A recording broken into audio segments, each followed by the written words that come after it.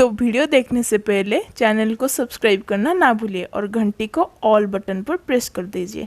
Thank you.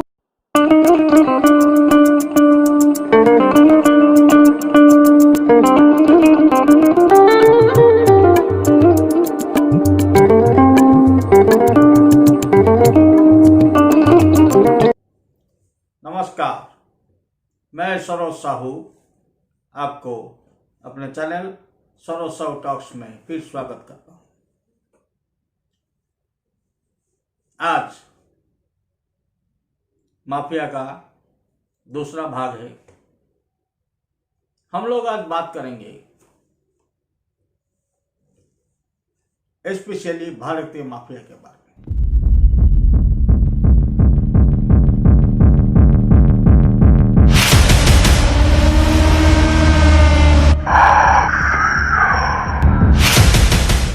Bharat में mafia की उद्गम कब से हुआ? माफिया किसी के सर पर लिखा नहीं होता कि यह माफिया है। किसी के केस डायरी में लिखा नहीं जाता कि यह माफिया है। किसी के बेल बॉन्ड में लिखा नहीं जाता कि यह माफिया है। किसी के सर्टिफिकेट में लिखा नहीं जाता कि यह माफिया है। माफिया का मतलब है एक से ज्यादा आदमी जब अनैतिक कर्म से किसी और को जबरदस्ती, किसी और से जबरदस्ती कोई चीज ले ले और खुद उसका कोई उसके बदले में कुछ ना दे। जैसे कि आप जानते हैं भारत सरकार में रुपयों पर लिखा हुआ है, I promise to pay the amount of ₹10 to the bearer of this note. मतलब मैं धारक को इस नोट के बदले 10 रुपये का सामान दूंगा। जब ये पैसा कोई लेता है और उसके बदले में कुछ नहीं देता है, वो है एक क्रिमिनल। और क्रिमिनल जब खुद को बचाने के लिए एक वकील, खुद के पीछे खड़े होने के लिए 2-4 और क्रिमिनल, खुद को तैयार रखने के लिए पुलिस के अंदर अपने आदमी, और खुद हमेशा बच के निकलने के लिए एक नेता का सहारा लेता है। ऐसे जब वो एक सर्कल बनाता है, उस क्रिमिनल को कहा जाता है माफिया।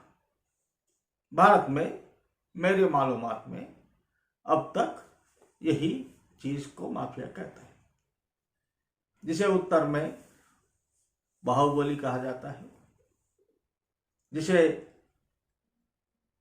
दक्षिण में गुंडा या दादा कहा जाता है, जिसे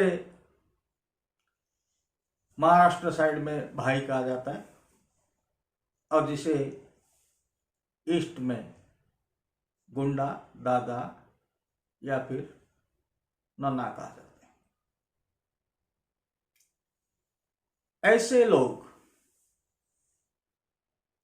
इनकी सृष्टि कहां से हुई?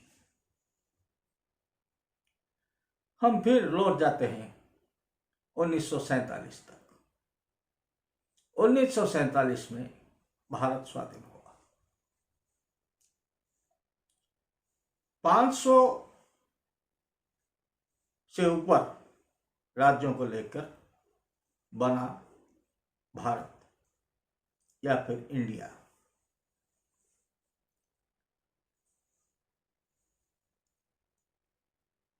वहां पर जब ये शासन कल, जब ये तंत्र बन रहा था, जब ये साधारण तंत्र बन रहा था, यहां पर बहुत असाधारण लोग थे। असाधारण केस है। जो लोग ब्रिटिशरों के लिए काम करते थे उनके नीचे वसूलकारी बहुत लोग काम करते थे। मतलब ब्रिटिशर खुद अफसर बन के बैठते थे और वो लोग भारतीयों को एक जगह की जागीर दे दिया करते थे। उस जागीर से कर वसूलना मतलब टैक्स वसूलना इन लोगों के हाथ में था। और ऐसे किसी को तो जाकर मांगने से वो पैसा नहीं देता। और भारत तो आप जानते हैं गरीबों का देश था। पहले खून चूसने जैसे चूस लिया अंग्रेजों ने, उसके बाद ये सब धंधा करना शुरू कर दिया। हर साल या तो बाढ़ आता था या सूखा पड़ता था, तो जिसका जितना जमीन था उस जमीन के ऊपर उसको टैक्स देना पड़ता था। ये टैक्स लेने के लिए अंग्रेजों ने किसी को कॉन्ट्रैक्ट दिया हुआ था, उसे जमींदार कहते थे। और जमींदार एक एक एरिया का नीलामी लेकर वहां का जमींदार बनते थे। और वहां से पैसा कलेक्ट करने के लिए, वसूल करने के लिए वो लोग खुद कुछ गुंडे पालते थे। वो जो गुंडे थे उन लोगों का वर्जिश होता था। वो लोग अखाड़े बनाते थे और अखाड़ों में ऐसे लोग आना जाना करते थे, क्योंकि वहां पर जमींदारों की काम होती थी, तो उन लोगों को अच्छा खाना पीना मिलता था और वो लोग अच्छा बॉडी बना के डंडे से या तलवार से लोगों को शासन किया करते थे। ये रहा non official part. Official part में अब कहा गया पुलिस। अंग्रेजों का जब पुलिस था 1857 में, जब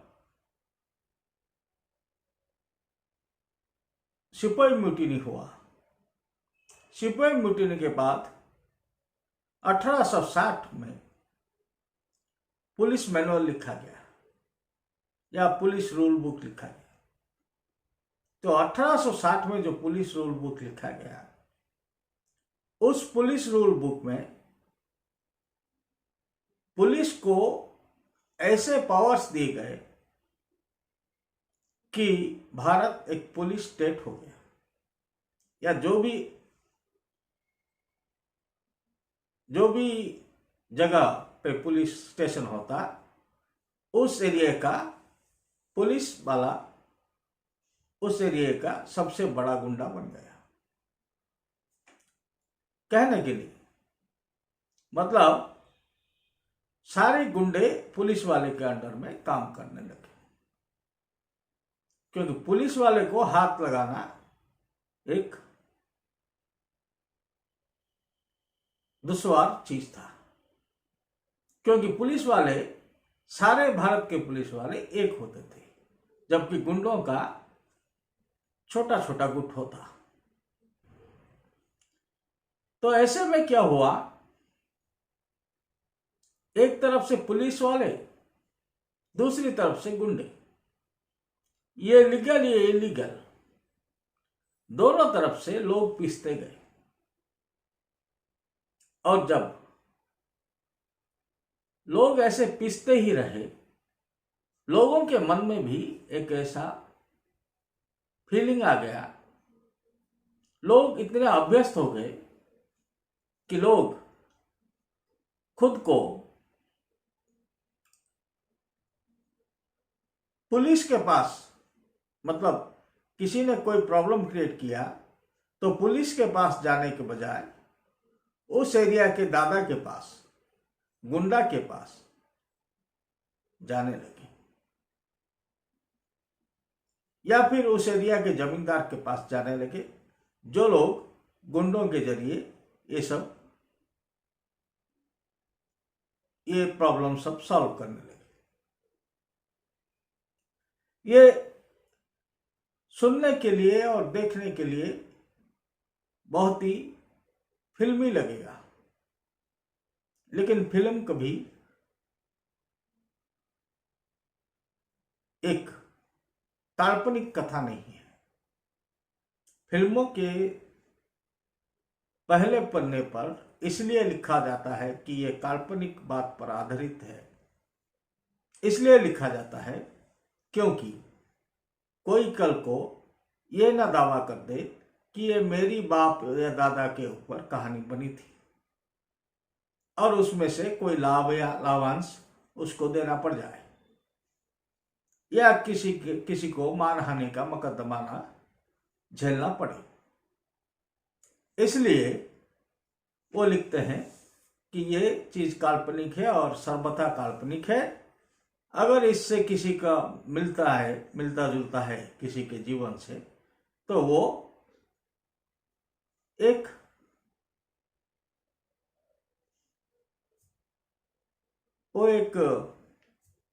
कोइंसिडेंस है, उसके सिवाय कुछ नहीं। तो जब 1947 में भारत स्वाधीन हुआ, तो पहला काम ये हुआ कि उस पुलिस को वहां पर बंद कर देना चाहिए था, क्योंकि वो लोग अंग्रेजों की पुलिस था। वो लोग अंग्रेजों की पुलिस थे। उस कोर्ट को वहां पर बंद कर देना चाहिए था, क्योंकि वो अंग्रेजों की कोर्ट था। उन नियमों को चेंज कर देना चाहिए था, क्योंकि वो नियम भारतीयों को दबा कर रखने के लिए बनाए गए थे। उन लोगों को जेल में भरना चाहिए था जो लोग अंग्रेजों की बात में आके भारतीयों को फांसी पर तक लटका देते थे। लेकिन ऐसा कुछ नहीं हुआ, क्योंकि नए नए साहब बने थे। गोरे साहब के बाद काले साहब जो बने थे, उन लोगों ने सोचा कि अगर इन पुलिसों को निकालकर, इन पुलिस वालों को निकालकर नया पुलिस वाला लगाया जाए, तो उसके ट्रेनिंग में, उसके भर्ती करने में, उसको ये करने में बहुत टाइम लगेगा, और तब तक क्या करेंगे? तब तक तो ये सारा क्याओस हो जाएगा। यहाँ पर तो बहुत सारा इलीगल एक्टिविटी हो जाएगा। लेकिन वो जो थिंकिंग था, वही सबसे बड़ा इलीगल एक्टिविटी था, क्योंकि उस वक्त जो लोग आईएएस अफसर थे, आईपीएस अफसर थे, ये ऐसे अफसर थे, वो लोग खुद को राजा मानते थे, और उसी रास्ते पर इस देश को भी चलना पड़ा। उन्हीं लोगों ने फिर नियम को लिखना शुरू किया। उन्हीं लोगों ने फिर देश को शासन का बनाना शुरू किया। जहां पर एक एमएलए एक कलेक्टर के साथ बात करता, एमएलए अनपढ़ आदमी होता, कलेक्टर एक बहुत पढ़ा लिखा आदमी होता, तो आप क्या सोचते हैं, कलेक्टर एमएलए की बात मानता कभी? उल्टा कलेक्टर एमएलए को बताता कि कहां कहां से पैसा निकलवा सकते हैं और आपको कितना दिया जा सकता है, और आप घर बैठो। ऐसे जो लोग जिला को शासन करते थे, वो जब बड़े हुए तो वो लोग स्टेट को शासन करने लगे और यहाँ का नियम वहां भी उन लोगों ने डाला। यहाँ एमएलए को कंट्रोल करते थे, वहां चीफ मिनिस्टर को कंट्रोल करने लगे। इस तरह से ये जो बीमारी, ये जो दुर्दांत, ये जो अन्याय उधर से चल रहा था, अंग्रेज लोग भारतीयों पे करते थे, वही काम अपने भाई हम पर लागू करने लगे। आज के लिए इतना ही। कल फिर से बात करेंगे इसी के बारे में। इतने देर मुझे सुनने के लिए आपका धन्यवाद। अगर वीडियो पसंद आई तो लाइक कीजिएगा, अगर दूसरों को दिखाना चाहते हैं तो शेयर कीजिएगा। अगर चैनल को अभी तक सब्सक्राइब नहीं किया तो प्लीज कर दीजिएगा, और ऐसे वीडियोस अगर आप देखना चाहते हैं तो बेल बटन को दबा दीजिएगा। धन्यवाद सर्वस्व।